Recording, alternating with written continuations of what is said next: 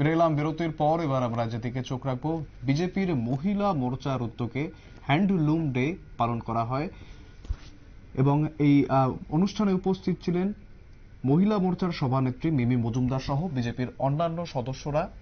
অনুষ্ঠানটি হয়েছে বড়জলা দিঘালিয়া পঞ্চায়েতের এবং যেমনটা জানাচ্ছিলাম, বিজেপির মহিলা মোর্চার উদ্যোগে ন্যাশনাল হ্যান্ডলুম ডে পালন করা হয়েছে বড়জলা দিঘালিয়া পঞ্চায়েতের এবং উপস্থিত ছিলেন মহিলা মোর্চার সভানেত্রী মিমি মজুমদার সহ বিজেপির অন্যান্য সদস্যরা।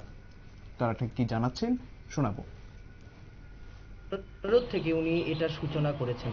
এটা মূলত হচ্ছে কি 1905 সালের যে স্বদেশী আন্দোলনটা ছিল, যেটা ব্রিটিশ শাসিত সময় যে আন্দোলনটা শুরু করেছিল, যেটা আমরা স্বদেশী আন্দোলন হিসেবে জানি, সেই দিনটাকেই কিন্তু 7 অগস্ট ছিল 2005-এর। সেই আন্দোলনটাকেই উনি 2015 থেকে উনি কমেমোরেট করার জন্য ওই দিনটাকে সবার মাঝখানে আমাদের মধ্যে যেন স্বদেশী ভাবনা চিন্তা এবং স্বদেশী পণ্য দ্রব্য আমরা যেন ক্রয় করে থাকি এবং ওইটাকে যেন আমরা একটা যেগুলো মানে দুর্লভ হয়ে যাচ্ছে সেগুলোকে যেন আমরা প্রিজার্ভ করতে পারি।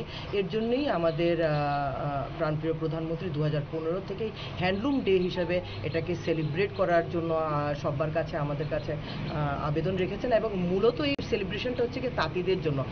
আমি বলতে চাইবো যে আজকে কিন্তু তাঁতিদের দিবস, আমরা ওদেরকে সম্মান জানাবো, আমরা ওদের পণ্য ক্রয় করব এবং ওরা যে একটা মানে ভারতবর্ষের যে ঐতিহ্য, যে এক একটা প্রদেশের বা এক একটা জায়গার যে এক এক রকমের তাঁত বা এক এক রকমের শিল্প বা এক এক রকমের যে বোনাইটা আছে, ওরা সেগুলোকে যেহেতু প্রেজেন্ট করে আমাদের দেশকে সমৃদ্ধ করছে, এই ব্যাপারে ওদেরকে আজকে সম্মান জানানোর জন্য আজকে আমরা এখানে মহিলা মোর্চা। আর মেইনলি আমি বলতে চাইবো তাঁতি মানেই বেশিরভাগই মহিলারাই কিন্তু উইভিং এর সেকশনটার মধ্যে আছে।